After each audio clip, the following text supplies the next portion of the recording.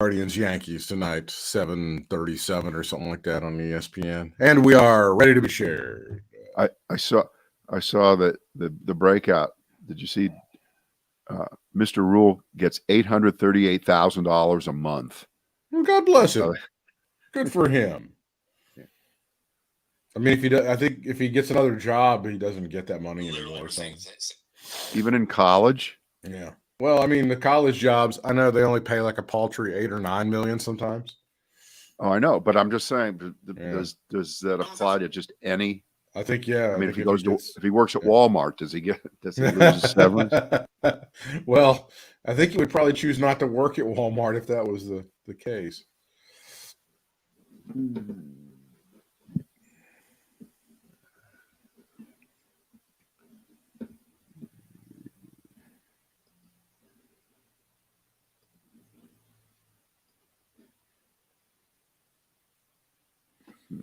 All right, should be ready to rock and roll with some shareage.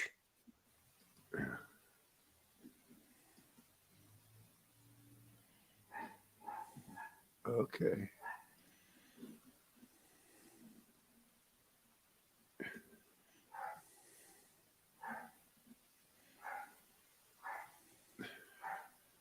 It's all set, Professor Boogie Check. All right, I'm ready.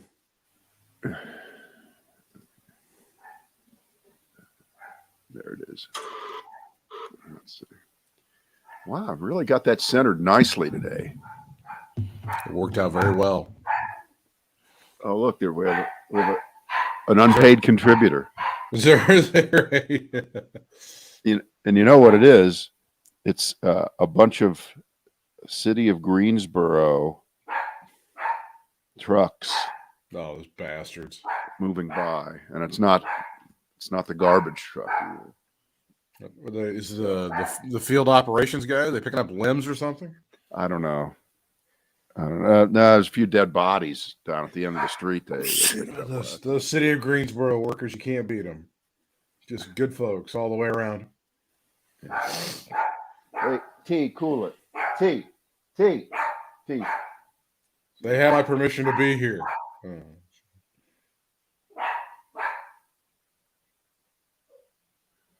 Out of control. All right. Nothing we can do. Sure. The Brad and Britt cast. We're glad you're with us here with a barking Mr. T-Berry in the background. But we'll work with it. He'll calm down. Eventually, as we used to say in radio, it's added value. Yeah. We have added value for you today. Yeah. Boy, do I have a shit list for you today. It's a hot little list burning a hole in your hand. It is. Jason, Michael Myers, and COVID. Oh, God. Merrick Garland will pull the indictment trigger. Uh-huh. Elon Musk and Putin. Hey, Democrats, fire up those Republicans pushing Granny over the cliff in a wheelchair commercials again. They're doing it again. A Texas Pete lawsuit lunacy. And Trump, a bowling alley, and a Chinese restaurant. Boy, that is something. Let's do the Texas Pete story first. I find that fascinating. Okay. So this guy, this fool, is suing the T.W. Garner company. They make Texas Pete hot sauce in Winston-Salem. Everybody knows that. And he says, well, they've deceived him. They've deceived him all this time. He thought it was made in Texas, that it was a Texas product. And he feels damaged. He feels like all consumer protection laws have been violated here. Truth in advertising, everything, blah, blah, whatever. We talk about frivolous lawsuits. And Britt, we haven't talked about this ahead of time, have we? No, we have not. So we're not doing this and talking about this because we're homers for T.W. Garner, which is a product made, in our backyard. We're not going for the home team on this, right? We're doing this as Right. if this is based on the product alone, I like the product, but I don't love it. I rarely buy it. I prefer many other hot sauces above theirs. Theirs is fine, but I like Frank's better. That's right. If you really, really loved it, then we'd question your ability to have correct unbiased judgment here. But you don't. So I was trying to just think quickly of other products that have a name on them that connote some kind of geographical connection to the product itself that have nothing to do with the product. The first thing that came to mind was Arizona iced tea.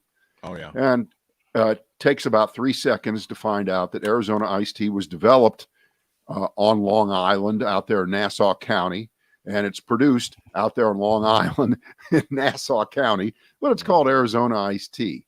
So based on the Texas Pete example, Arizona iced tea is next. And this is a slippery slope. And where is the harm again to this guy? You got again, show damages, right? Isn't that the thing in a civil trial or whatever? Isn't that, I mean, show damages? Yeah, I guess. And it's kind of amusing. It's kind of fun. But Jesus Christ, get to it. This guy's a California resident too, also, by the way. Yeah. Who's filing the suit. So a California guy is pissed off that a North Carolina product named Texas Pete is associated with false advertising and mislabeling. Give me a break. And he says that they appropriated the image of Texas, known for its quality cuisine and spicy food and hot sauce in particular. So he really feels hoodwinked. He feels scammed. He feels, Jesus, go away. And by the way, this is no secret. They've never hidden this. It's on the label. Yeah, it has been forever. Yeah. Yeah. They've never made a big secret. I mean, I think Texas Pete is like a character. That's the little guy you see on there with the gun shoot. I think to me, that's always what that was, but that's fine. Well, hang on a second. Wait, now if he wants to get butthurt. Wait a minute. Shouldn't the Texas Pete character, if it was true to being made in North Carolina, have a Carolina blue as his color? Yeah. Well, that's not fair. Okay. It's just a little fun, little sidelight there to get us started. But the Arizona iced tea example, I think, is pretty. It's equal. It's absolutely equal to the Texas Pete thing. I can't think of any other products that have an actual state name that connotes something that is, like Vermont teddy bears are made in Vermont, I do believe. Yeah. I think they are. Florida brand meth is actually manufactured in Florida. Yeah, that's true. That's been there you go. That's been the case for a while. I mean, I would feel ripped off if I bought a Florida brand meth and it was made like in Mississippi or somewhere else. I wouldn't want that. Yeah. All right. Merrick Garland will pull the indictment trigger. Elon Musk and Putin.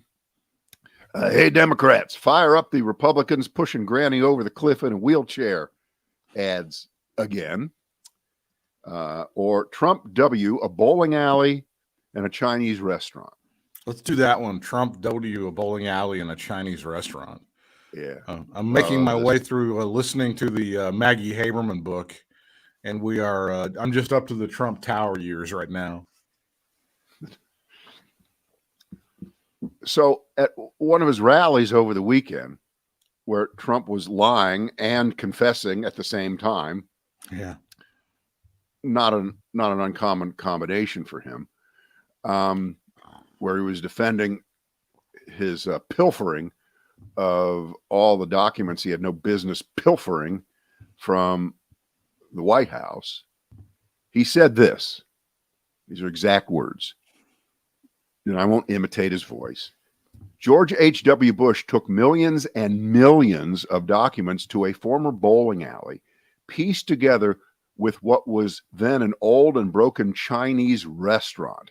They put them together, and it had a broken front door and broken windows. Other than that, It was quite secure. He's really funny when he does this. There was no security. That's exactly what he said. So what is the story? What is Trump referring to? And whenever he says something like this, you know he's working off of some anecdotal bullshit that upon any examination will be 99% untrue.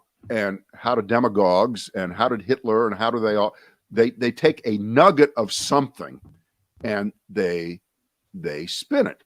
So here's what happened. After George H.W. Bush, that's the elder Bush, right? After he got done with being president, remember he had a long political career before that. So he took all of his documents, and he didn't take them actually.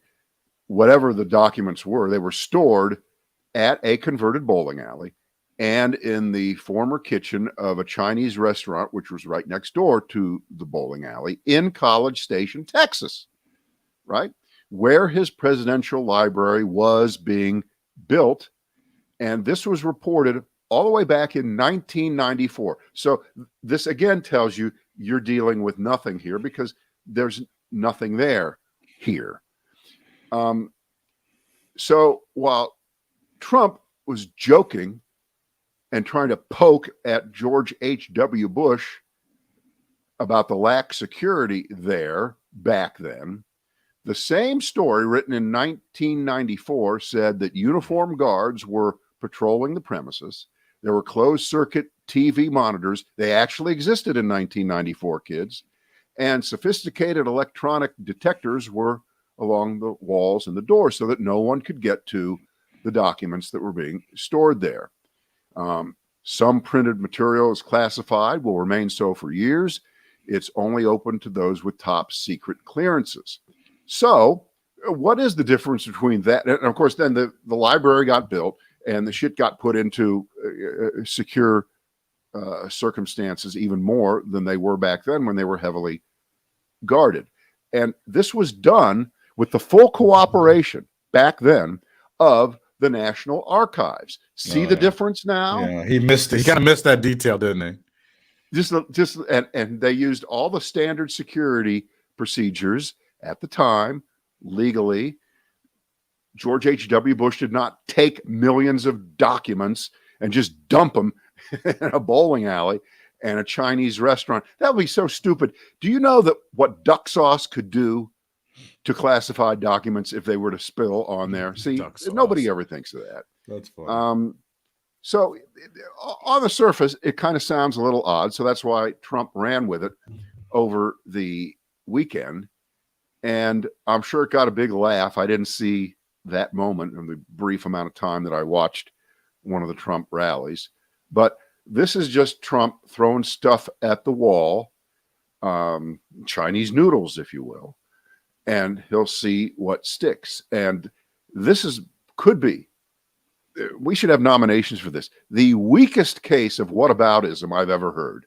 Don't you think? It's always difficult and it's always exhausting to reverse engineer this bullshit. And I think the game always is, where did he get this from? Like, I don't know if it's some Reddit thread that somebody printed out for him or some. Oh, yeah. Where did he get the idea to even say this? Yeah, it's always like some bullshit that some 15-year-old shits out on 4chan or on Reddit or something like that. And he can't go on that stuff. He tries to be Mr. Tech or whatever, but somebody prints it out for him or forwards it to him, and all of a sudden it becomes gospel.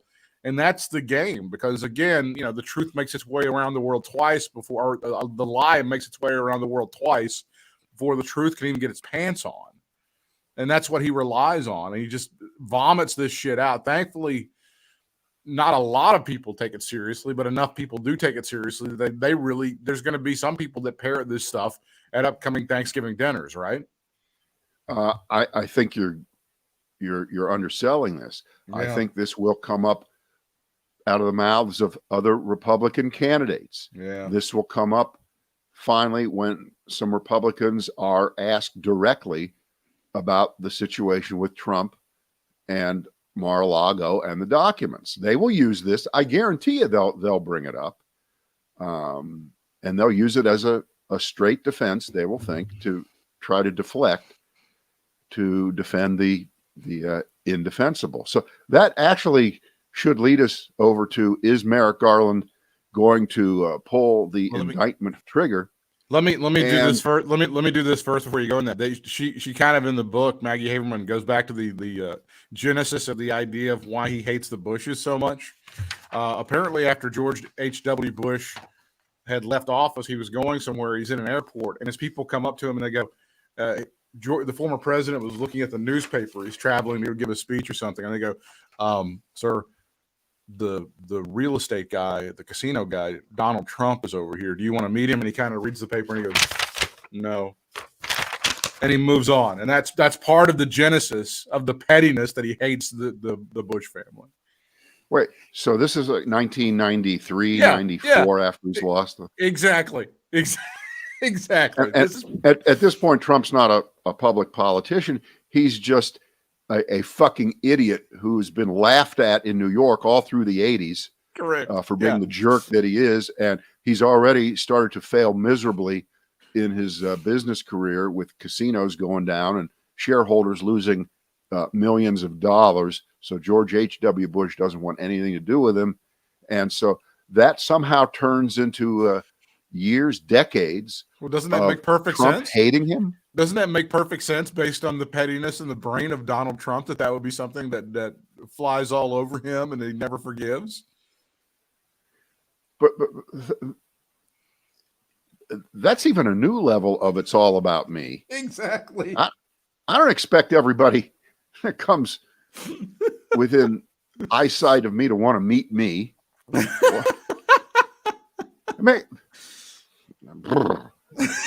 Trouble with that one. No, it makes complete and perfect sense. It is on brand for Donald Trump.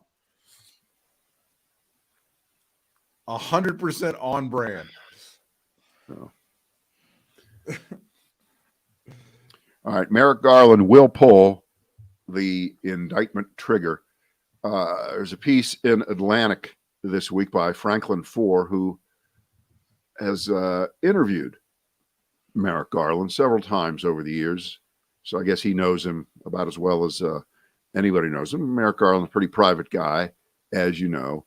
And he makes the case that, and since you've noticed that in the last few months, things have kind of sped up at the Justice Department, and indictments have occurred and guilty pleas have been made by oath keepers and people like that. And, forever, we've always thought that they were going to treat this at some level like a mafia takedown, where you start at the bottom and you move your way up to the top. Well, that's exactly what's going on. And Merrick Garland, being the careful guy that he is, nobody questioning that, that's the way he's been, he is doing here what he learned when he prosecuted the Oklahoma City bombing case, Timothy McVeigh, because they recite a story where Janet Reno, who was the attorney general at the time, assigned Merrick Garland the case. Because Merrick Garland was he was in an important position at the Justice Department after the Oklahoma City bombing, but he wasn't the attorney general yet. But he got the job. And Reno said to him, "You've got to be so fucking careful with this. You've got to make sure this is perfect." And one of the reasons she said you got to make it perfect was because it was at the same time that the O.J. Simpson trial was occurring.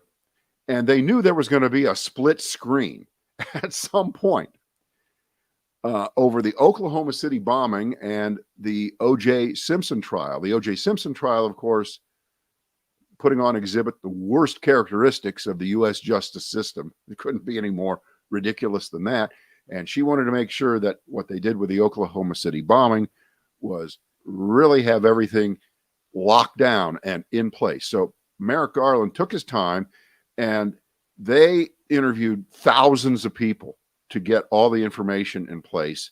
And that's one of the ways he learned his trade as a much younger guy, and he's applying that right now. And Franklin Foer in Atlantic says when it's all said and done, he will lean on the concept, in spite of the fact that it could result in civil unrest, all kinds of unforeseen circumstances, that no one is above the law. And Donald Trump, every day, every hour, is pushing the pie in America's face and saying, I am above the law. And for the reporter, the writer for Atlantic says, in the end, Merrick Garland, not an impulsive guy, will do exactly that. He will indict Donald Trump. There you go. Do you have any sort of, are you landing one way or the other on whether Trump is going to declare anytime soon that he's running? I don't know. It doesn't really. What if he does? What if he does? I mean, it does. He obviously he's not going to do it in the next few weeks before the election. He could do it based on whatever happens on November 8th. Yeah. If the Republicans take both houses, he would be in a second, don't you think? Right. Well, he'd like to claim credit for everything, for sure. Yeah. Take credit for it. He is the king. The king is back. Reelect the king. If it's a split, who knows?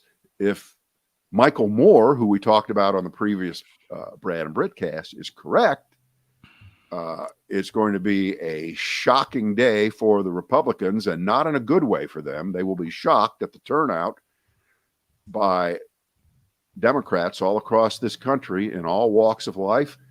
And particularly if you don't mind me being a little bit sexist here, the fairer sex will show up in greater numbers because of the abortion issue. And I'm sure they're not polling this, but don't you think that the whole Herschel Walker thing is just kind of a booster shot for people on abortion? Again, not that the fact that he paid for someone to get an abortion was illegal or wrong.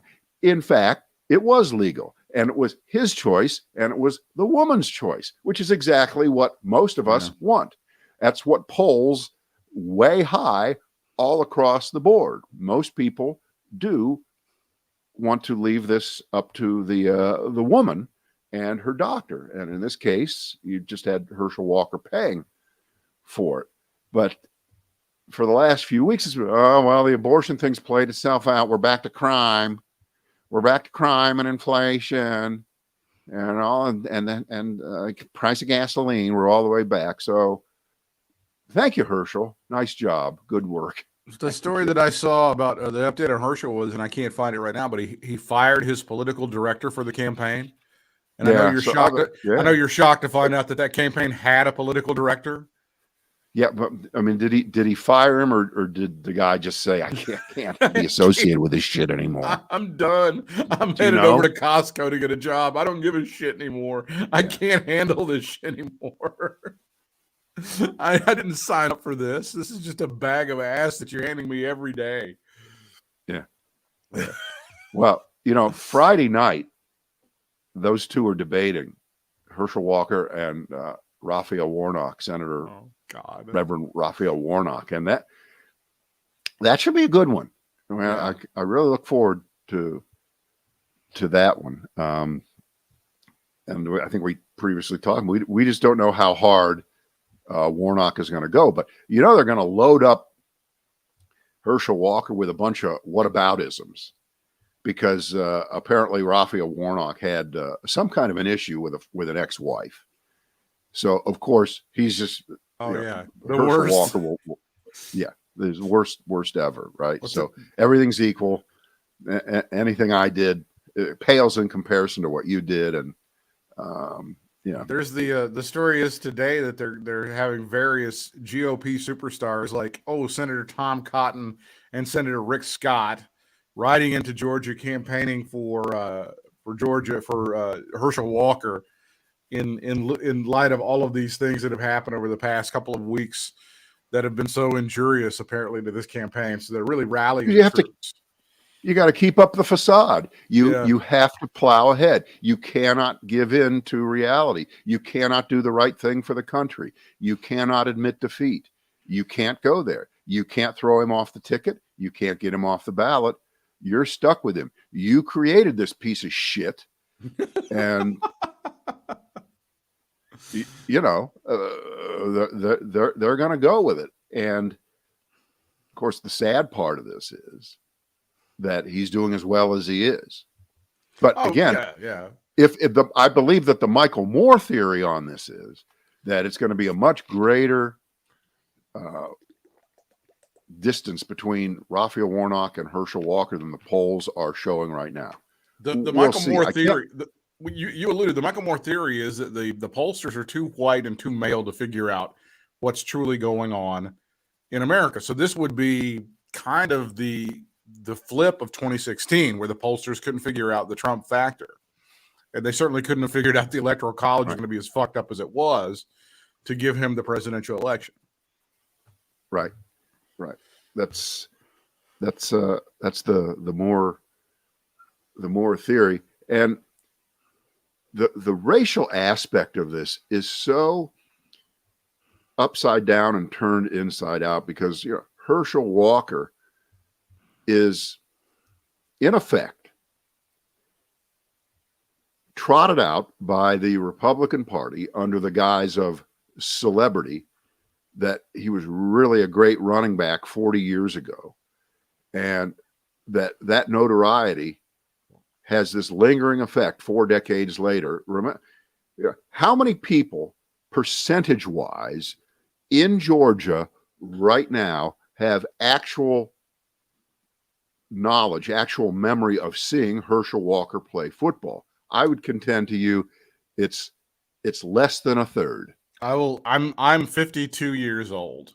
I'm much closer to retirement than I am to getting, of course, my college degree. I was 11 or 12 years old when Herschel Walker won the Heisman Trophy. I was not even in my teenage years yet. Didn't, as they say, have a hair on my balls. So yeah, it's been a minute since he actually was famous for stuff. Right. I remember him. I remember him tangentially, of course. But think about that. Even if you're about at the bottom end of the age group of people who would have some knowledge of him, if you lived in Georgia, grew up there, but you didn't grow up there, you didn't give a shit about Herschel Walker over anybody else, really. No, but you would have had your parents and your grandparents telling you stories of how great he was and shit. But here's the point. Think of the population growth and the movement into Georgia from outside of the state since then. Georgia is one of the fastest growing states in the union. So again, his notoriety is, I think it's about a mile wide and an inch deep when you really think about it. It really, really is. And then when you add in the fact that he really is a guy who appears to have had his helmet on too tight for too long, taking too many hits all those years ago, and there aren't very many brain cells left, and he can't put together a thought. He can't put together a sentence. He knows nothing. He is a guttural illiterate. He is a walking stereotype of a Stepin Fetchit, ignorant black man, the kind of black man who not that long ago in Georgia would have been hung, would have been taken to a tree and lynched for having sex with a white woman and getting her pregnant, abortion or not. But somehow, Georgia's not that way anymore, is it, Britt? No, they're okay with it. They're completely different now. They've changed. The complexion of the state has changed. I think it is so disgraceful. I mean, forget this whole world's greatest deliberative body. That bus left the terminal about 30 years ago. That one left a long time ago. But imagine if Herschel Walker is one of the vaunted 100. Just to imagine that.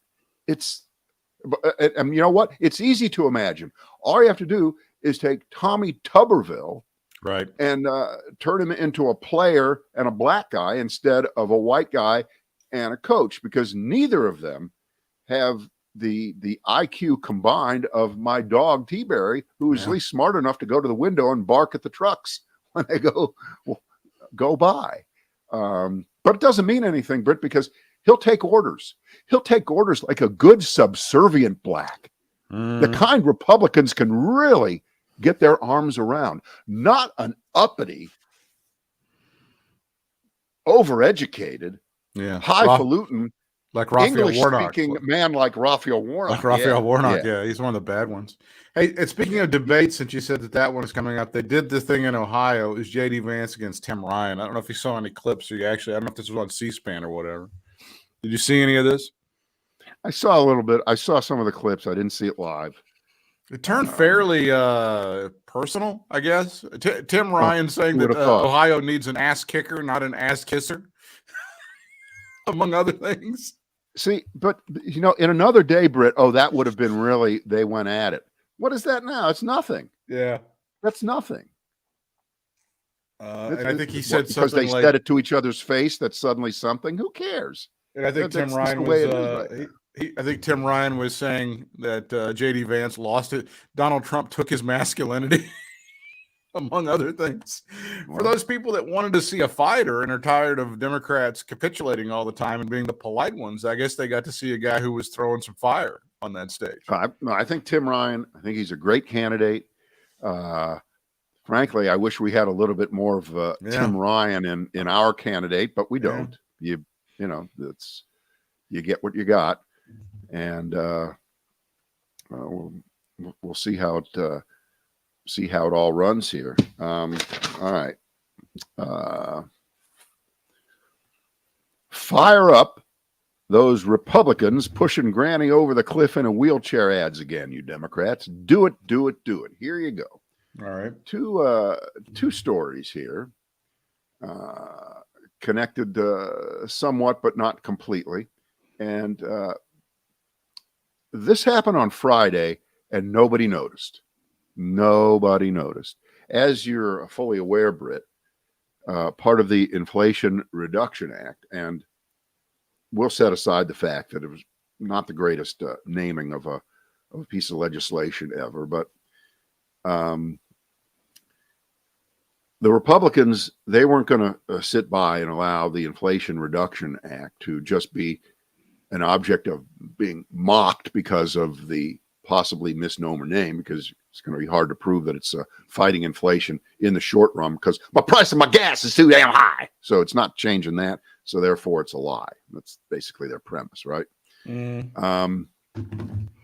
the most popular part of the Inflation Reduction Act is what's been talked about for, I can't remember when it wasn't talked about this, being able to negotiate lower drug prices as part of Medicare. Medicare is the biggest drug purchaser of them all, right?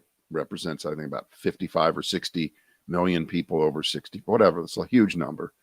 And they've never been allowed to do it. So in the legislation, it's now there. And you've seen nobody's going to have to pay more than $2,000 out of pocket in any given year for drugs. It's a big, Britt, you don't know how terrible it is. I'll tell you in a second here. Awful.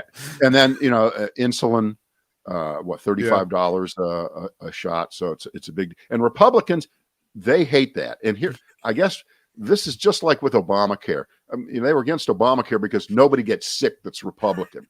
Nobody had a pre-existing condition who's Republican. Right. Nobody's who's Republican had a kid who's between 20 and 25 that didn't have health insurance that got out of college. That was never a problem. So they fought Obamacare. So they're fighting this part of the Inflation Reduction Act, and they put together something. Are you ready? You could not come up with a more Orwellian name than Inflation Reduction Act, could you? Yes, you could. Yes, you could, and the Republicans have done it. You ready? Here it is. The Protecting Drug Innovation Act. Oh, God. They want to pass that to strip out the part of the new legislation that allows Medicare to negotiate lower prices. They don't like it.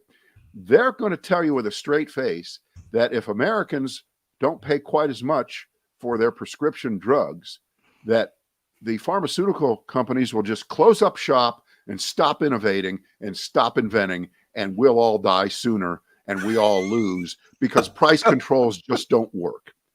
Good news, though. Good news. Everybody under 65, remember, not on Medicare yet, you're still going to get ripped off for the higher prices. Oh, thank God. Cover people oh, thank 65. God. But Republicans, they don't care about that. It's obvious that the lobbyists for the pharmaceutical industry didn't go on vacation after the Inflation Reduction Act passed. They kept taking the Republicans out to dinner and lavishing whatever kinds of campaign contributions on them. And they said, you got to work up something real fast to make, and you notice this is going to go nowhere, of course, because Republicans aren't in control of the Congress or the Senate or the House, but they're putting it out there now. I guess I haven't heard any campaigning on this, but it exists. It's a real thing that they are kind of floating out there, that if you elect us in 2022, and then if we get a president in 2024 in combination, we can make it so that senior citizens pay higher drug costs again as we make America great again. So this is the pushing granny over the cliff kind of invitation for the Democrats to run that type of commercial. Let's break this down a little bit, because I know that for many years it was kind of, I've been hearing about it since the 90s, and you can kind of correct me on this. It's been insane that Medicare has not been able to negotiate prices on prescription drugs. That's been a thing, and people, right. it could never get done. No one could ever get it done. And here again, this addle-brained, dementia-filled man who's in the White House is able to somehow make this happen. And within 5 seconds, they're, oh, no, we can't have that. You pay what they tell you to pay, and you like it, right? That's what they're saying essentially, right? Well, I think you actually may be underselling it and leaving out the most important part of everything, which is anything that Joe Biden and the Democrats accomplish must be opposed. Now, let's leave, and I haven't read this, I haven't heard this, but what are Republicans famous for? Voting against things and then taking credit for the success of the very thing that they voted against. So I can just see that this piece of legislation could just go by the boards, because if in a couple years, and I'm sure it'll be true, it's not even going to take that long, when senior citizens are paying less for their drugs, Republicans will either go silent or pretend that they were in on this all the way and were for it all the way. What are the chances of that? Well, let me introduce part two, because apparently Republicans love innovations from big pharma, from pharmaceutical companies. What is the greatest innovation we've seen in the past couple of years? It's messenger mRNA vaccines. It's been revolutionary. What have they done? They fought the fuck out of it for like 2.5 years now. They have fought and lied and told people this shit is putting 5G and cancer in your arms.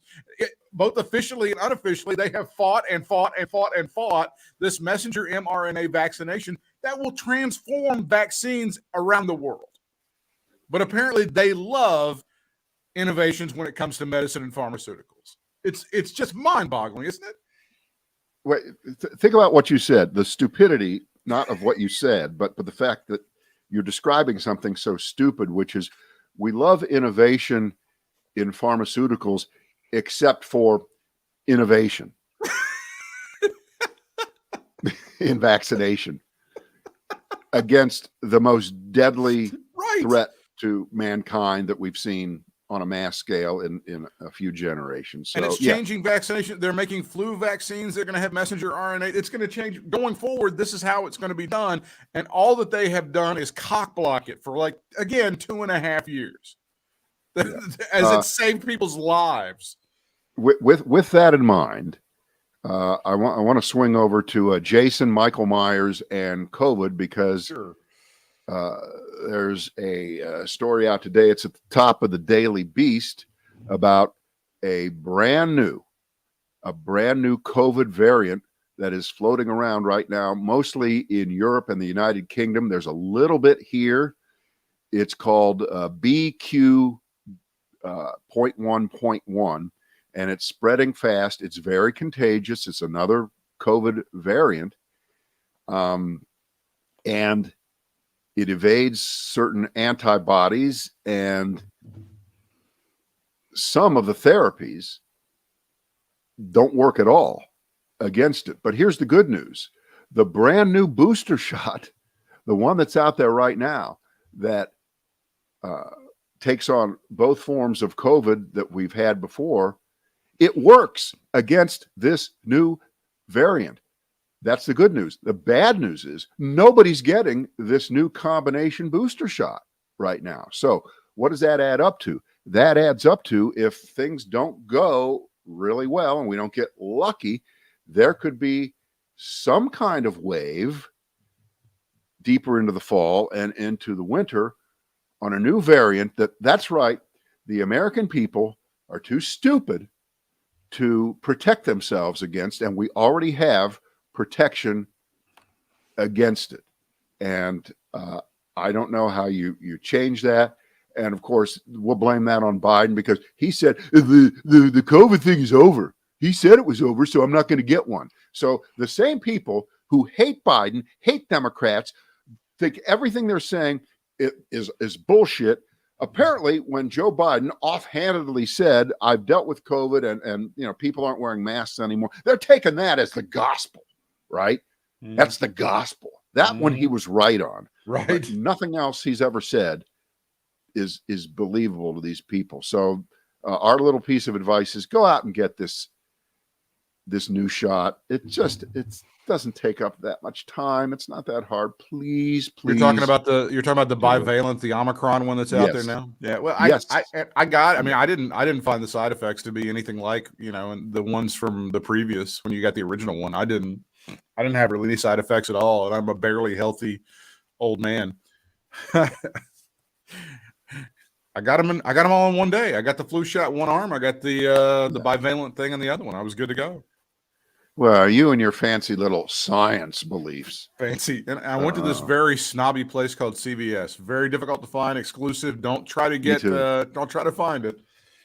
Yeah. All right. One last one here.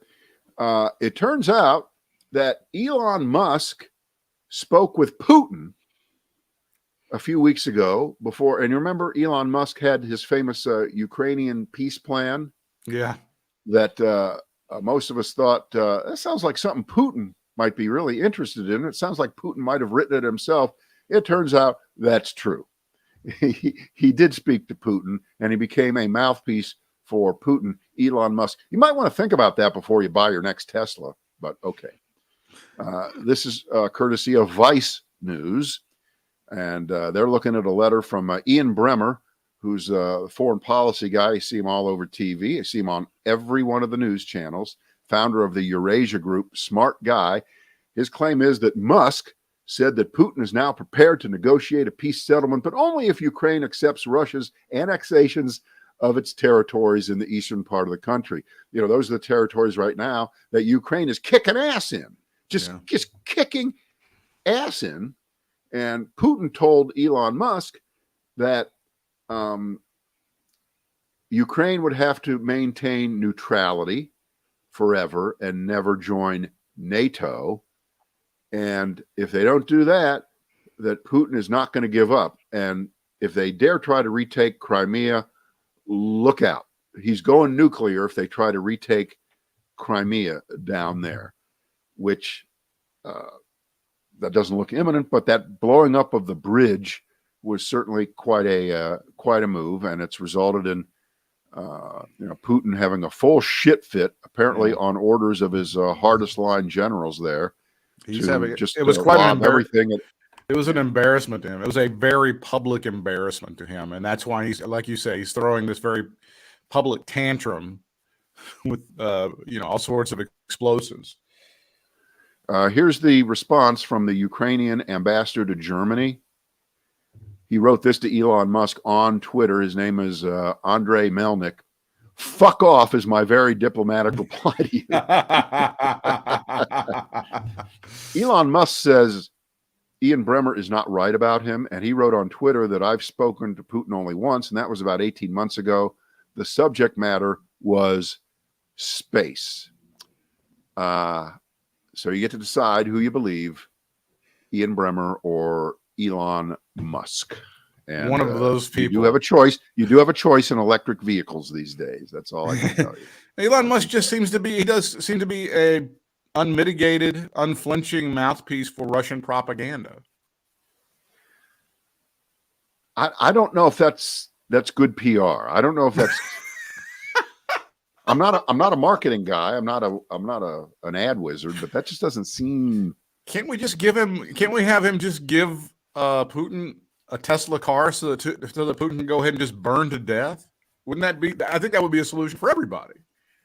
Yeah. What do you think of all those stories about in Florida where the Teslas, when they got flooded, they blew up and they're all fucked up, and there's not that a regular car comes back from getting flooded out, but it's particularly dangerous if you submerge an electric car in water. That's not a good sight. That's not a good selling point, is it? No, it's not. Yeah. All right. That's enough damage for today as I look at the clock on the wall. We're moving on. Oh, it's a special start time tomorrow. Noon on Wednesday. Oh, those are the do join us live. Don't forget. You should have said that at the beginning of the podcast. I know, I forgot. But noon on Wednesday. Christ, what the hell? Now, you need to label the thing that. Just label the thing that. We will do that. See you at noon on